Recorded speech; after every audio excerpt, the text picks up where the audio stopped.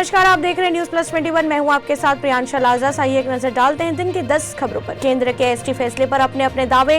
पूर्व मुख्यमंत्री डॉक्टर रमन सिंह ने अपनी कोशिशों का परिणाम बताया। सीएम भूपेश ने पूछा 15 साल में क्यों नहीं किया। दंतेवाड़ा में ट्रेन से कटकर एक महिला की मौत। रसोईया संघ की हड़ताल में शामिल होने पहुंची थी। रेलवे ट्रैक पार करते समय हुआ हादसा। मुख्यमंत्री भूपेश केरल के कोल्लम पहुंचे। राहुल गांधी के साथ 12 किलोमीटर यात्रा में शामिल।